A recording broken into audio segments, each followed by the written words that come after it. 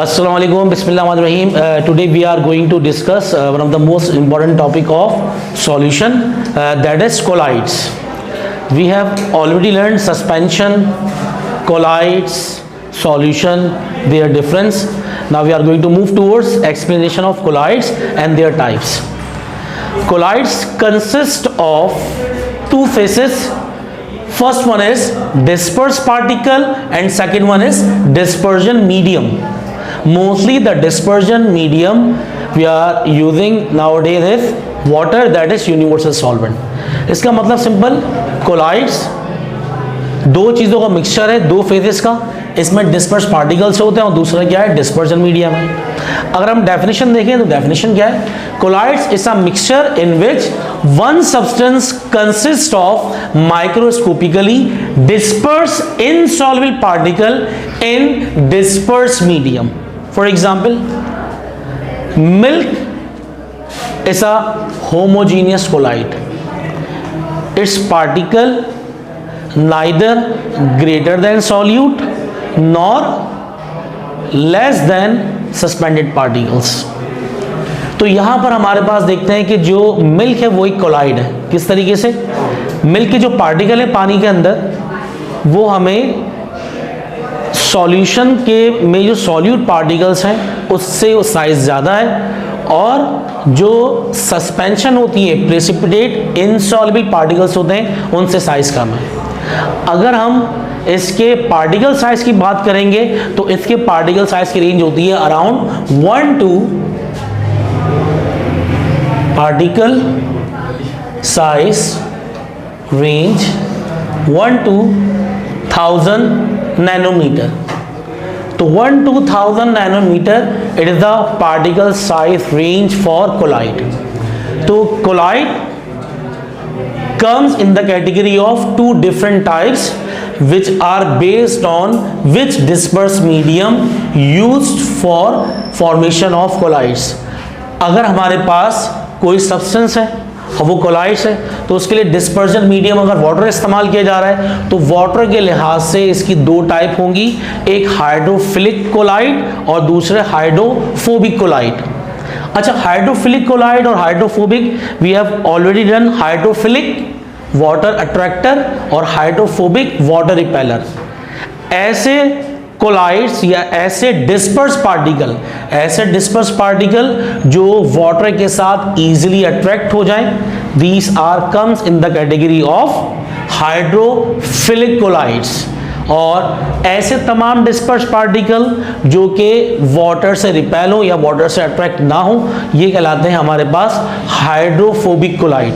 यानी on the basis of disperse medium if we are using water as a universal solvent for disperse medium, if we are using water as a disperse medium or universal solvent, so on the basis of solvent there are two types of colloid. Number one is hydrophilic colloid and second one is hydrophobic colloid. Hydrophilic colloids are those colloids in which dispersed particles are easily attracted by water, while those hydrophobic colloids in which dispersed particles are not attracted are comes in the category of hydrophobic. Hydrophobic के अंदर disperse particle water से attract नहीं होते हैं, जबकि hydrophilic के अंदर जो डिस्पर्स पार्टिकल हैं वाटर से क्या हो जाएंगे, अट्रैक्ट. हम जरा एक छोटा सा इफेक्ट देखते हैं, then we will move towards types of colloid. For example हमारे पास दो कंटेनर हैं, we have to beakers.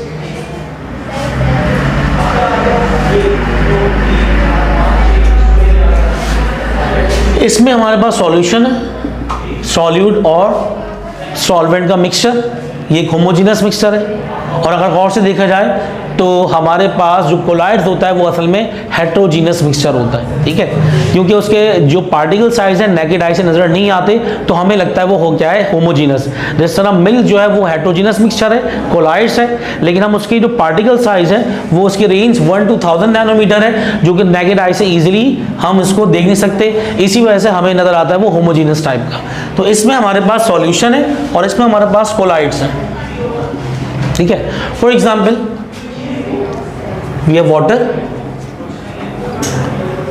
Water contain sugar, glucose or Jamashiri. Water Jamashiri mixture is a solution. Same method is, if water contain any dispersed particles just like milk, दूध में वैसे ही पानी होता है और दूध में क्या होता है, कैसीन होते हैं, कैसीन और इसके अलावा दूसरे इंग्रेडिएंट होते हैं। अब जो ये कैसीन है, अब देखिए इसके अंदर मिल्क भरा हुआ है हमारे पास, मिल्क क्या है, कोलाइड। अगर हम यहाँ से इसके ऊपर रेडिएशन डालते हैं, इस पर रेडिएशन डालते हैं तो ये रेडिएशन एग्जैक्टली पास हो जाएंगी, ठीक है, ये एग्जैक्टली पास हो जाएंगी और ये सॉल्यूशन इतना खास ग्लो नहीं करेगा। लेकिन जब ये रेडिएशन पहुंचेंगी इस सॉल्यूशन में तो यहाँ पे ग्लोनेस स्टार्ट हो जाएगी। इसका मतलब यहाँ पर जो पार्टिकल साइज है वो नॉर्मल सॉल्यूशन के सॉल्यूट के मुकाबले में ज्यादा है, तो यहाँ पर स्कैटरिंग स्टार्ट हो जाएगी,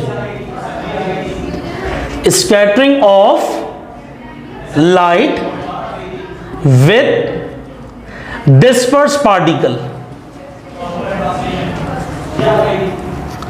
This scattering of light with dispersed particle is called Tyndall effect. तो Tyndall effect आपको याद होना चाहिए, when light is passes from colloidal solution or colloidal mixture, light is scattered by these dispersed particles which are present in colloid. This scattering of light is due to presence of dispersed particle.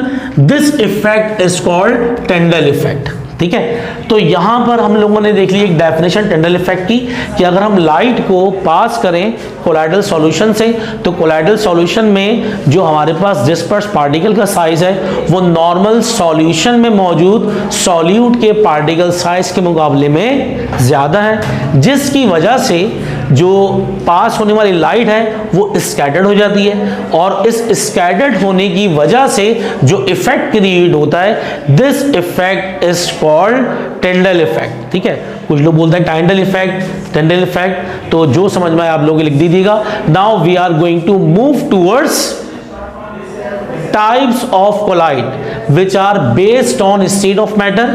तो total on the basis of state of matter के disperse particles कौन से और dispersion medium कौन सा है। There are total 8 types of colloid, 2 gases की हैं, 3 लिक्विड की और 3 सॉलिड की।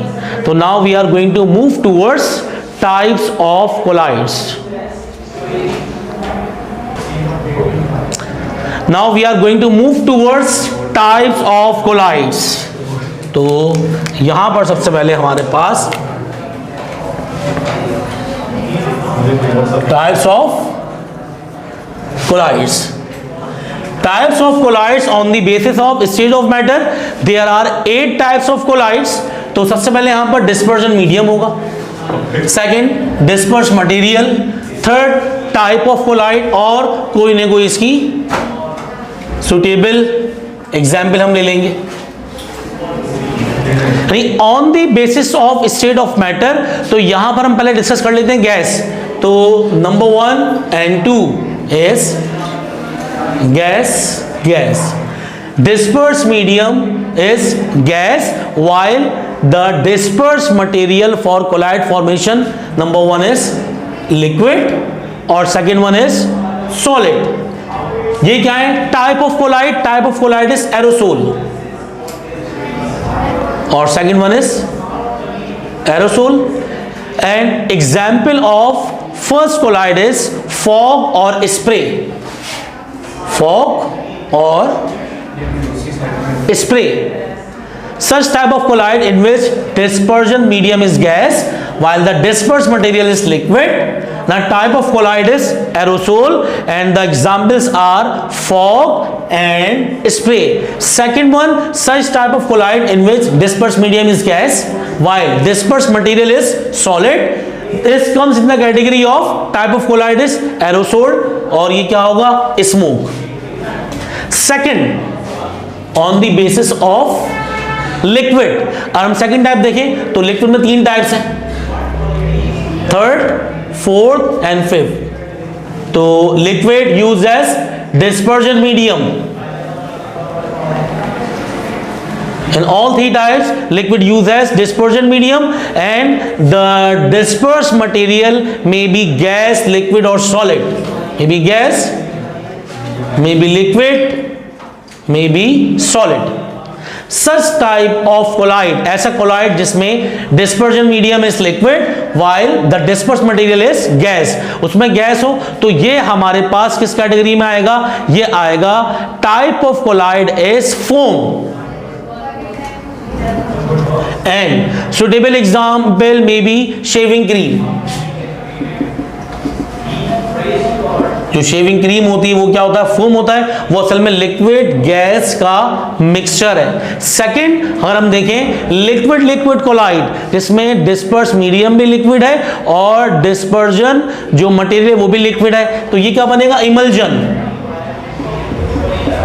जो इमल्जन बनेगा, इमल्जन की कौन सी कैटेगरी है? मिल्क। तो milk is a liquid liquid colloid. और हम थर्ड अगर बात करें, लिक्विड में हम कोई सॉलिड की एडिशन कर दें और उसके बाद क्यों बनेगा? सॉल्यूशन। और ये सॉल्यूशन क्या होगा? पेंट। ये सॉल भी कहलाता है, इसको सॉल कहते हैं, सॉल्यूशन कहते हैं, और ये क्या बन गया? पेंट। तो paint is a liquid solid colloid. तो यहां पर सॉलिड क्या होता है? असल में सॉलिड में हमारे पास पिगमेंट्स होते हैं जो कलर देने के लिए प्रोड्यूस करवाए जाते हैं। तो ये सेकंड कैटेगरी आ गई। और हम थर्ड कैटेगरी की बात कर लें तो on the basis of 6, 7, 8 solid. तो solid which we are using as dispersion medium, तो solid solid solid dispersion medium है, तो इसमें gas liquid solid, may be gas, may be liquid और मे बी सॉलिड। तो solid gas colloid, solid liquid colloid, solid solid colloid. First of all, such type of colloid in which dispersion medium is solid while the dispersed material is gas, and it is comes in the category of type of colloid is solid foam. क्या होगा? Solid foam होगा। और solid foam की हम examples normally देख सकें कि हमारे पास ये क्या होगा? जो फोम टाइप के रबर होते हैं, तो फोम रबर,